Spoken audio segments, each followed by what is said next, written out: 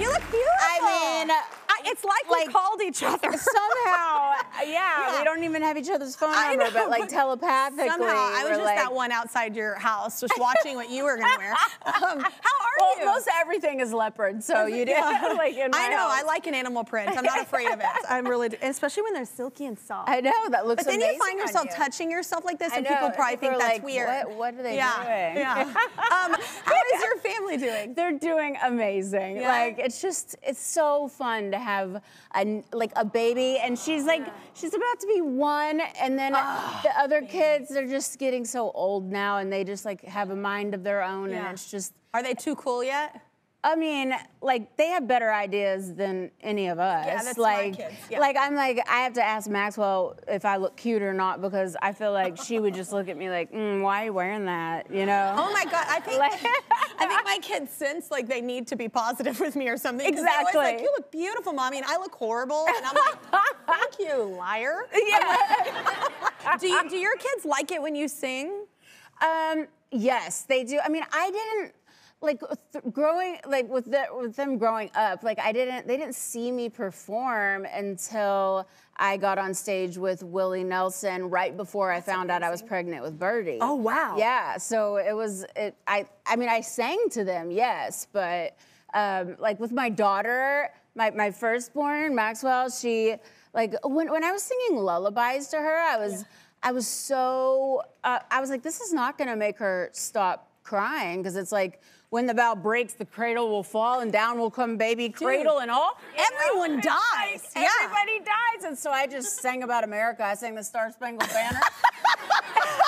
And I was like, okay, she's crying so loud, and I have some pipes and a set of lungs, so I could be louder than her, so I would just belt out the Star Spangled Banner. Oh my God. Now she sings it in the shower at the top of her lungs, and she does such a great job, so I take credit for that. That was my lullaby. Credit for that. That was me. Your new book, I mean, as a fellow Texan, there could not be a better title for a Texan. Your memoir is called Open Book. Yes. And is this like hard that because normally I would ask people, oh, is it hard to share personal stories? But I feel like we might be similar, and it's almost cathartic. Yeah.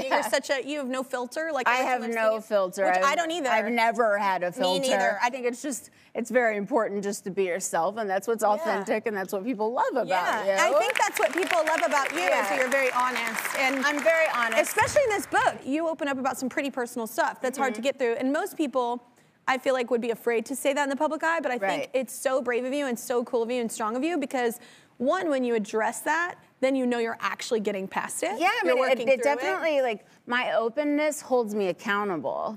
And for me, like, when I decided to get sober, I stopped drinking, and I just had so much clarity that with my openness, it was just like I started learning so much about myself and why I had to drink to like try and escape and try and just feel like, you know, just normal. But that was, you know, I thought it was like helping with my anxiety, and it was actually making it worse. Yeah, because people will say that. They're like, oh, it's calming. They say that all the time. We find it's absolutely not calming. I know, but I just think it was really brave of you to like come out and say that. And has it been rewarding, like getting it out? It has. It's been unbelievable. I've been on this book tour, and every city that I'm going into, it's like these people that come up to me, they're like, I'm gonna be sober. Like, I want to tell you first before I tell my family and my parents. Yeah. And it's connection. Yeah, it's a really deep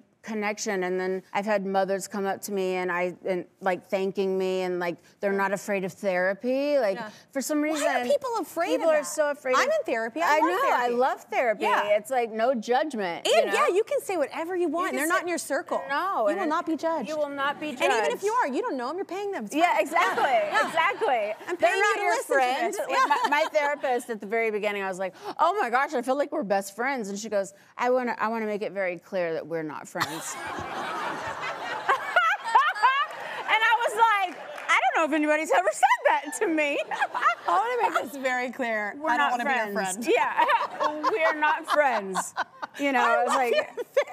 Okay, well, Jessica's book has been out for a little over a month. It even hit #1 on the New York Times bestseller list. It's amazing. Yes, so exciting. Everyone in our audience received a copy. Let's see them. Y'all got your copies? Oh, yay! that shot. I love your hair. And as Jessica just mentioned, many of them were touched by some of the things that she wrote. So would you be up for us maybe taking a couple questions? Absolutely, yes, okay. Please. Well, where is Ramsey? Where's Ramsey? Hi. Hi, Kelly. Hi, Jessica. Hi. What's your question? So Jessica, I heard that you went in a car accident, and you quoted, "My stutter started soon after, and the doctor said it was from the head injury. My mom said that when I stuttered, it looked like my brain and I were trying to say 10 things at once. My voice just wouldn't work. So from this trauma, why did you go into singing?"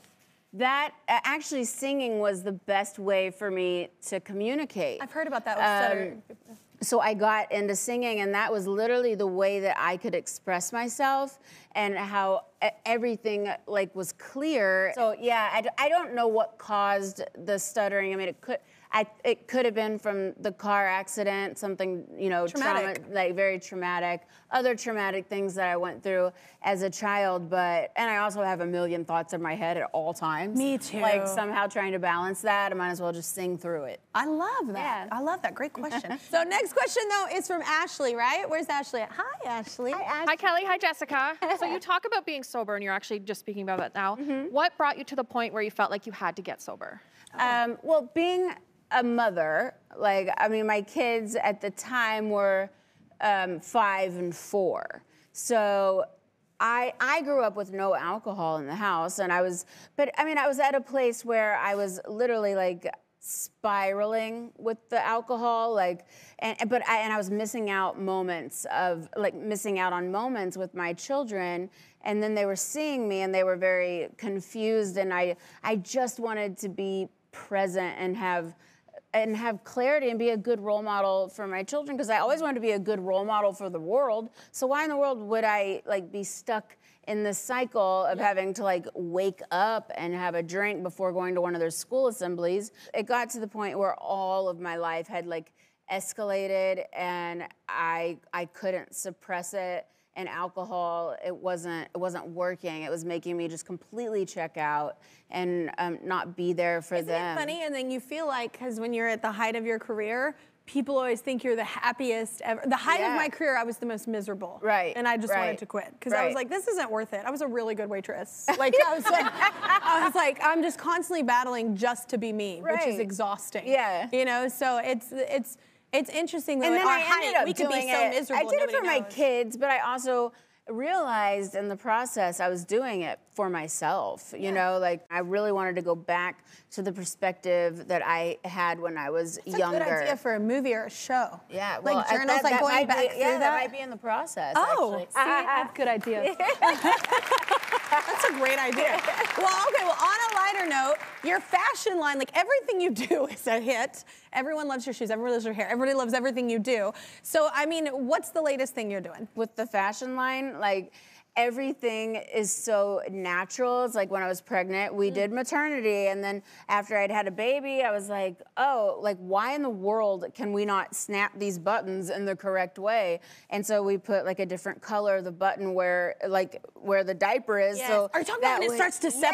Yes, it's so annoying. It's so annoying. So I mean, everything's been very natural, and we've had such great success with the Jessica Simpson collection, and we never had e-commerce. And so we just launched jessicasimpson.com over this last year, and it's been doing amazing, because then I get to blog, and then people can really connect to me and know the world of me. So now, I mean, sky's the limit for the brand, and we're just now doing e-commerce, so it's been just growing, and there's just so much more. Like I want stores, and I want furniture, and like, I mean, my daughter wants a dog line, you know. All right, well, Open Book is now in stores. Go buy it if you haven't already, and if you like honesty and real people. That's what I'm saying.